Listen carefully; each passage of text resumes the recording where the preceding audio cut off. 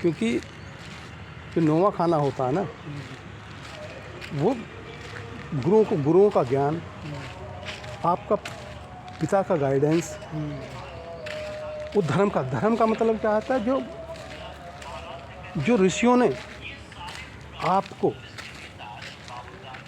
ग्रंथों के माध्यम से अपने एक्सपीरियंस आपको दिया, वो धर्म का खाना, वो नाइन्थ जो है हाउस बोलते हैं उसको।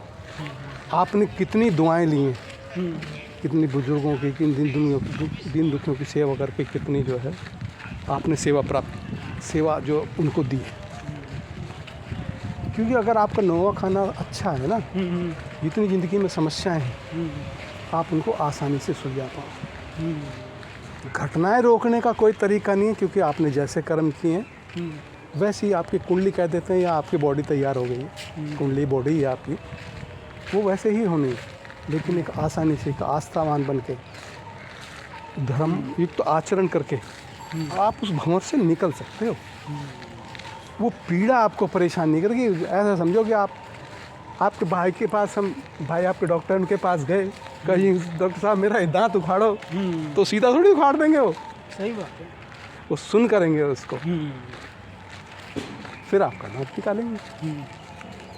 तो ऐसे ही उस पेन से, जो समस्या जो आपके जीवन में जो भंवर आया, वो जो पेन आपको देगा, उस पेन से कैसे निकलोगे। सर्जरी तो होगी लेकिन पेन नहीं होगा। भाग्य और कर्म इसी से मिलता है, प्रारब्ध। उस प्रारब्ध से आप, अब जिस स्थिति में हम हैं, हमारे अपना प्रारब्ध है, इस तरह से जीवन चलता रहता है। अब एक चीज़ और देखो, मज़े की बात, जैसे हमारा पहला खाना हमारा अपना है, हमारी बॉडी का, हमारे व्यक्तित्व का, हमारा संपूर्ण सब कुछ पहला खाना है, और हमारा सुख चौथे खाने से आता है। ऐसी भाग्य का खाना है नौवां, तो भाग्य का सुख किस जगह से मिलेगा। भाग्य का सुख 12वें भाव से मिलेगा। अगर आपको भाग्य का सुख चाहिए तो 12वें भाव की एक्टिविटी आपको करनी पड़ेगी।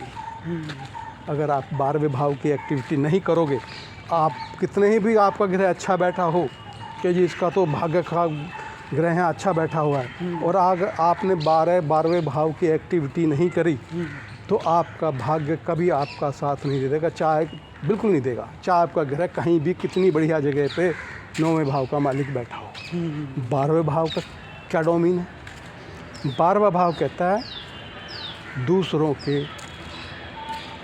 को चित्त में आप सुख पहुंचाइए, दूसरों की सेवा कीजिए, चैरिटी कीजिए।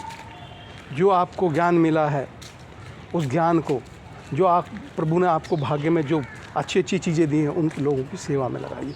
जैसी सेवा में लगाओ, ऐसी आपका भाग्य, आपका जीवन सरल होता चला जाएगा। क्योंकि चौथा जो 9वें से चौथा 12वां खाना है। 12वां खाना, 9वां खाना भाग्य का है, और भाग्य का सुख 12वां खाना है। 9वां खाना परमात्मा का खाना बोला जाता है। और परमात्मा का अगर सुख प्राप्त करना है आपको, ईश्वर की अगर प्राप्ति करनी है, ईश्वर से मिलना है, तो आपको 12वें खाने की एक्टिविटी करनी ही पड़ेगी। तभी आप परमात्मा को प्राप्त कर सकते हो, और अपने चित्त में वो सुख और शांति ला सकते हो। 9वें से चौथा खाना 12वां खाना है, वो जो है योग का है। योग का मतलब अपने आप से जुड़ने का, ध्यान का है। ध्यान मतलब उस परमेश्वर का ध्यान करने का है।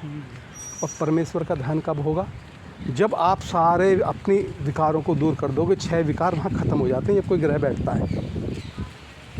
मतलब ये हुआ, 6 विकार तो अपनी चाहतों के हैं, अपने को प्राप्त करना, लाभ कहते हैं ना, काम, क्रोध, लोभ, मोह, मद, मात्सर्य, इनको ये जब पैदा कब होते हैं, जब आदमी चाह करता है। और चौथा खाना, 9वें का चौथा खाना, वहाँ जाके ना सारे विकार ख़त्म हो जाते हैं। और वहाँ पे जाके अगर 9वें भाव का मालिक 12वें भाव में बैठ गया ना, तो आपको ध्यान साधना करनी ही चाहिए, योग करना चाहिए, अपने आप को जानने के लिए प्रयास करना चाहिए, उसके लिए बेहतर जगह है वो। अगर आप ऐसा नहीं करोगे और वहाँ से चीज़ें, ये जो आपके 6 विकार हैं, वहाँ पे अगर काम करने लग गए ना, तो आप जेल के दर्शन करोगे, हॉस्पिटल के दर्शन करोगे, और ऐसे ऐसे खर्चे आपके सामने आएंगे जो आपके जीवन को बर्बाद कर देंगे, क्योंकि वो मुक्ति का है। वहाँ पे चीज़ें डाइल्यूट हो जाती हैं, शून्य हो जाती हैं उनकी चीज़ें। मान लिया अगर किसी का सूर्य वहाँ बैठ गया, सूर्य स्वाभिमान का, अहम का, तो आपके अहम पर जब तक चोट होती रहेगी, जब तक आपको वो वहाँ चोट लगती रहेगी, जब तक आप अब जो ना अहम को पाने की जो अहम है आपके अंदर, वो ख़त्म नहीं हो जाता। अब इसलिए इसको नेगेटिव खाना बोल देते हैं, क्योंकि या तो अहम को त्यागो, क्योंकि वहाँ तो परमात्मा का वास है ना। ये आदमी को बनाते तो नेगेटिव खाने नेगेटिव खाने। 6, 8, 12, हाँ, वही उसकी पर्सनैलिटी में निखार लाते हैं। ये 6, 8, 12 जो खाने होते हैं, ये तो ऊंचाई प्राप्त कराते हैं। आदमी की त्रुटियों को मार मार के, थप्पड़ मार मार के सीधा करके, तो फिर उसको, क्योंकि ये ज़िंदगी की ठोकरें हैं। जिसने ठोकर नहीं खाई उसने ज़िंदगी में क्या, किसी को आसानी से चीज़ें मिल गई, वो अच्छा जीवन थोड़ा ना है। उसे ज़िंदगी का कोई एक्सपीरियंस नहीं, ऊंचे नीचे कोई एक्सपीरियंस नहीं। इस तरह से जीवन चलता है। ठीक है दोस्तों, मेरे साथी हैं सौरभ गुप्ता जी, उनके साथ ये पार्क में घूम रहे हैं, नेचर से कनेक्ट होने की कोशिश कर रहे हैं दोनों। सोचा था इसी बात पे डिस्कशन हो जाए, कोई चर्चा चल रही थी तो उसी बात पे हम दोनों डिस्कशन करते करते कुंडली पे आ गए, क्योंकि मेरा जो मेन डोमेन है यही है, मेरे को इसी में अच्छा लगता है। और यहाँ देखो पार्क देखिएगा हमारा, कितना खूबसूरत पार्क है। देखिए कितना खूबसूरत पार्क है। और भाई पार्क में घूम रहे थे। देखिए सर, देखो दोस्तों, नेचर से हर व्यक्ति को कनेक्ट होना चाहिए। जब तक आप नेचर से जुड़े रहोगे, जब तक आप नेचर के करीब बने रहोगे, एक आत्मिक सुख, मानसिक शांति आपको प्राप्त होगी। जैसे ही भौतिकवाद की तरफ भागोगे, आपका मानसिक एक संतुलन है वो डिसबैलेंस होता चला जाएगा। चाहते बढ़ जाएंगी, उनको पाने की भूख बढ़ जाएगी, और चाहिए और चाहिए और चाहिए। किसी भी व्यक्ति को सुकून चाहिए, मानसिक सुकून चाहिए, चित्त में खुशी चाहिए, एक प्रसन्नता चित्त के अंदर चाहिए, तो आपको नेचर के पास आना ही पड़ेगा। ये देखिए कितनी खूबसूरत जगह है। इसे देख के मन एकदम प्रसन्न हो जाता है। हम चीज़ें जो इकट्ठी कर रहे हैं, भाग रहे धन के पीछे, दौलत के पीछे, किसके लिए? एक मानसिक सुकून के लिए। और वो हमें पैसा दे नहीं सकता।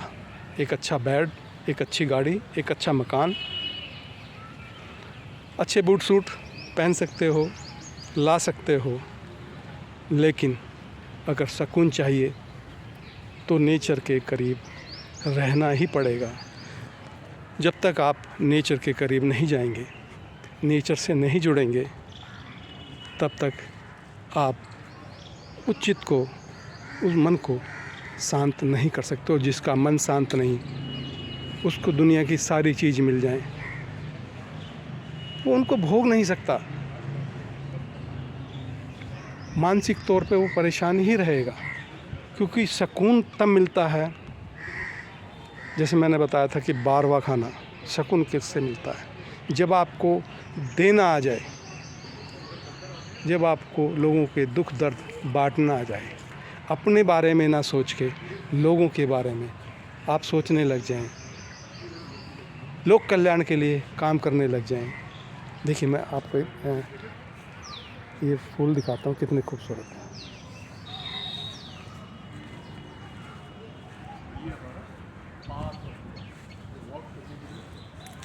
देखिए, ये देखिए, एक से एक चीज़ें आगे दिखाता हूँ मैं आपको। ये देखिए,